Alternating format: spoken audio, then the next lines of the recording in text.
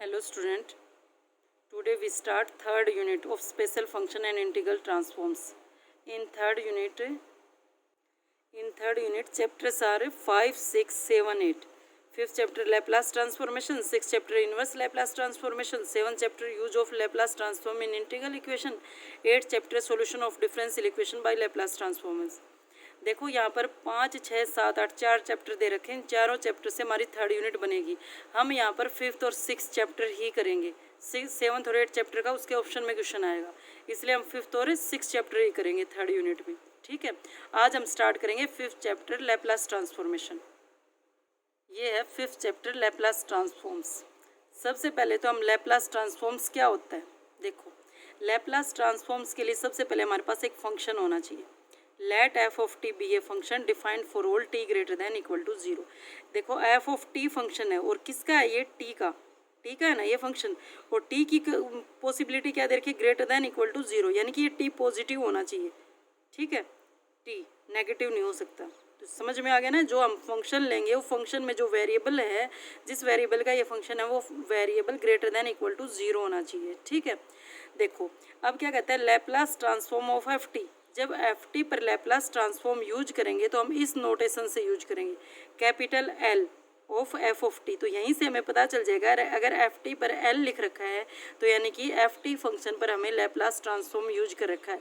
और एल का मतलब क्या होता है, ठीक है, एल का मतलब क्या होता है, इस लैप्लास की लिमिट कहाँ से कहाँ तक होती है, इस कैपिटल एल की लिमिट यानी इस लैप्लास की लिमिट कहाँ से कहाँ तक होती है, 0 टू इन्फिनिटी।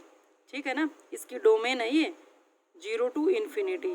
और किससे मल्टीप्लाई करेंगे, एफ ऑफ टी की ई of minus S T. T का फंक्शन है ना, इसलिए डी टी इंटीग्रेशन होगा। क्लियर, ये लैप्लास ट्रांसफॉर्मेशन की डेफिनेशन है। ठीक है, और यहाँ पर ये इंटीग्रल एग्जिस्ट करेगा, यानी कि लैप्लास ट्रांसफॉर्मेशन क्या होता है, 0 to infinity E of minus S T into F of t d t. ठीक है ना, e of minus S T into F of t. और टी का फंक्शन है ये, और टी क्या है, इसकी वेरिएबल जिसका ये फंक्शन है, और इसकी डोमेन कितनी है, 0 टू इन्फिनिटी। तो यानी कि लैप्लास ट्रांसफॉर्मेशन को कैसे डिफाइन करेंगे, L of f t is equal to 0 to infinity E of minus S t f t d t. S कोई भी पैरामीटर है यहाँ पर, ठीक है, जो कोई भी रियल वैल्यू हो सकता है यहाँ पर। ठीक है ना, फंक्शन ये ठीक है। अब देखो ये, और इसको हम जो इसका आंसर आएगा जब इंटीग्रेशन करेंगे, इसका जो आंसर आएगा उस आंसर को हम किससे डिनोट करेंगे, कैपिटल एफ ऑफ एस से। ठीक है ना, क्योंकि टी के रिस्पेक्ट में तो इंटीग्रेशन हो जाएगा, फिर टी की जगह लिमिट क्या रख देंगे, 0 टू इन्फिनिटी। फंक्शन ये आंसर किसका बचेगा, अकेला एस का। टी की तो हम लिमिट रख देंगे ना, टी की लिमिट रखने के बाद ये आंसर किसका बचेगा, एस का। तो यानी कि Laplace of F of T को हम क्या लिखेंगे, एफ ऑफ एस।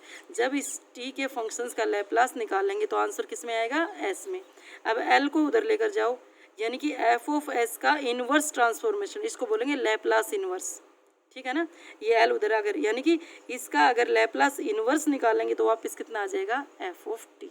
ठीक है, एफ ऑफ टी। अब इस एफ ऑफ टी को क्या बोलेंगे, inverse Laplace transform of F of S. हो गया ना क्लियर, ये लैप्लास ट्रांसफॉर्मेशन की डेफिनेशन है। जब इसका इंटीग्रेशन करेंगे तो लैप्लास किसका आएगा, एफ ऑफ एस फंक्शन का। और जब लैप्लास को उधर लेकर जाएंगे यानी कि इसका एफ ऑफ एस का लैप्लास इनवर्स निकालेंगे तो वो क्या आएगा, वापस एफ ऑफ टी आएगा। हो गया क्लियर। ये देखो, ये कुछ एलिमेंट्री फंक्शंस दे रखे हैं, इनके ऊपर लैप्लास ट्रांसफॉर्मेशन यूज किया है। सबसे पहला एलिमेंट्री फंक्शन क्या दे रखा है, एल ऑफ 1, यानी कि एफ ऑफ टी है ये, एफ ऑफ टी। देखो फिर लैप्लास की क्या डेफिनेशन थी, L of 1 0 to infinity E of minus S T into F of T. F of T की जगह क्या रख दिया, 1 E of minus S T. E of minus S T का integration E of minus T S T minus S 0 to infinity, इसमें apply करो, कितना आ गया, 1 बाई एस। यही आ गया ना, तो यही तो है Laplace of 1 is equal to 1 by s. ये याद रखने हैं, बार बार हम सोल्व करके नहीं देखेंगे। आगे जब एग्जांपल्स करेंगे, एक्सरसाइज करेंगे तो डायरेक्ट इनके फॉर्मूले यूज कर देंगे। लैप्लास ऑफ 1 कितना होता है, 1 बाई एस। निकालना आ गया ना, कैसे निकालना है। दूसरा एलिमेंट्री फंक्शन क्या देखा, लैप्लास ऑफ टी की पावर एन, टी की पावर एन, यानी कि एफ ऑफ टी की जगह क्या लिखना है, टी की power n e of minus S T into F of T. F of T की जगह टी की पावर एन। इसको कैसे सोल्व करोगे, देखो minus S T, power S T है ना, एक मिनट के लिए इस एस टी को हम क्या मान लेते हैं, एक्स। तो डी टी कितना हो जाएगा, D x by S. Limit कितनी हो जाएगी, वही 0 टू इन्फिनिटी हो जाएगी। देखो फिर इस इंटीग्रेशन को सोल्व करने के लिए ये कैसे कन्वर्ट होगी, 0 टू इन्फिनिटी ई की पावर, यहाँ पर एस टी था ना, एस टी की जगह माइनस एक्स, और टी की जगह कितना आ गया, एक्स बाई एस। ये आ गया D x by S. S constant है, बाहर निकाल लो अकेला एक्स का फंक्शन, ये तो गामा फंक्शन होता है, ई की पावर माइनस एक्स और एक्स की पावर, यही होता है ना ई की पावर माइनस एक्स, और जो माइनस एक्स और उसी एक्स की पावर, तो गामा ऑफ जो एक्स की पावर होती है उसमें +1 करते हैं, यहाँ पर एन है तो एन में +1 करेंगे। देखो फिर ये इंटीग्रेशन कितने, ये गामा फंक्शन की डेफिनेशन है, ये गामा फंक्शन की डेफिनेशन यही होती है 0 टू इन्फिनिटी ई की पावर माइनस एक्स, एक्स की पावर एन, तो ये कितना बन जाएगा गामा n+1, और बाहर कितना था कांस्टेंट था, ठीक है। गामा n+1 के वैल्यू कितनी होती है n फैक्टोरियल, यानी कि लैप्लास ऑफ टी की पावर n को चाहे तो ऐसे लिख दो चाहे ऐसे लिख दो। कैसे याद रखोगे, टी की पावर n, तो जो पावर दे रखी है उसका फैक्टोरियल डिवाइड बाई एस की पावर n+1, ठीक है ना, या तो गामा n+1 एस की पावर n+1 याद रख लो, चाहे गामा n+1 की वैल्यू होती है n फैक्टोरियल, इसको याद रख लो, ठीक है।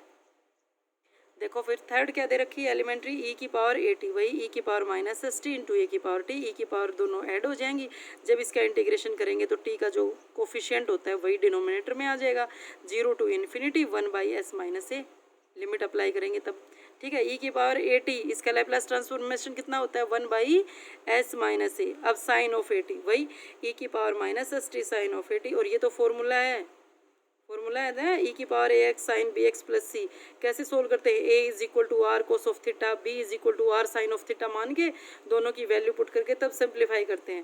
तो ये कैसे याद रखोगे, ई की power A x as it is divide by जो यहाँ पर एक्स का कोफिशिएंट है और जो यहाँ पर एक्स का कोफिशिएंट है, दोनों के स्क्वायर्स का एडिशन, फिर कितना हो जाएगा A into sine B X plus C, और माइनस में कितना हो जाएगा इसका कॉन्स्टेंट बी, साइन का derivative cos of B X minus B आ जाएगा, ठीक है, जो ये इसका कांस्टेंट था। हो गया ना क्लियर, एक बार तो a into sine B of X plus C, और साइन का जब ये इंटीग्रेशन करेंगे तो कितना आएगा minus B cos of B X plus C, यही तो आएगा, ठीक है, याद रख लोगे, वैसे भी याद तो होगा ही, बार बार ये इंटीग्रेशन किया है, ये इंटीग्रेशन कर दिया। अब 0 टू इन्फिनिटी इसमें लिमिट रख दी, 0 टू इन्फिनिटी लिमिट रखते क्या बचता है a upon S square plus A square. अब कंफ्यूज मत होना, देखो साइन ऑफ ए टी में तो a आता है, ठीक है ना, साइन ऑफ एटी में ए आता है S square plus A square, और कोस ऑफ एटी में सिमिलरली इंटीग्रेशन करो और लिमिट अप्लाई करो 0 टू इन्फिनिटी, तो कोस ऑफ एटी में क्या आएगा, जब लिमिट अप्लाई करेंगे, लिमिट अप्लाई करते ही क्या आ जाएगा एस आ जाएगा, ठीक है। साइन वाले में तो ए आता है और कोस वाले में एस आता है, ठीक है। अब हाइपरबोलिक में भी वैसे ही, हाइपरबोलिक का तो हमें फॉर्मूला पता है, ये ई of eighty minus E of minus eighty divide by 2। अब देखो ई की पावर माइनस एस टी की ई की पावर एटी से मल्टीप्लाई कर दी, ये आ गया, ई की पावर माइनस एस टी की माइनस ऑफ एटी से मल्टीप्लाई कर दी, पावर ऐड हो जाए, दोनों का इंटीग्रेशन अलग अलग करो, ये अलग अलग करके उनका इंटीग्रेशन कर दिया, ठीक है। 0 टू इन्फिनिटी लिमिट अप्लाई कर दी, ये आ गया, यानी कि हाइपरबोलिक में क्या आएगा ए डिवाइड बाई, देखो साइन में भी ए था और साइन हाइपरबोलिक में भी ए आया, फर्क इतना कि साइन में तो S square plus A square था और साइन हाइपरबोलिक में S square minus A square है, ठीक है। अब देखो cos hyperbolic AT, E of minus S T बाहर हो गया, ई ऑफ एटी प्लस है, ई ऑफ यहाँ पर प्लस आ जाएगा ना कोस में, साइन में यहाँ पर माइनस होता है, ठीक है। वैसे ही दोनों को अलग अलग मल्टीप्लाई कर दी, दोनों का अलग अलग इंटीग्रेशन कर दिया, ये आ गया इनका। देखो कोस हाइपरबोलिक में वही डिनोमिनेटर में, न्यूमरेटर में कितना आ गया एस, और डिवाइड में सब्ट्रैक्शन है, ठीक है।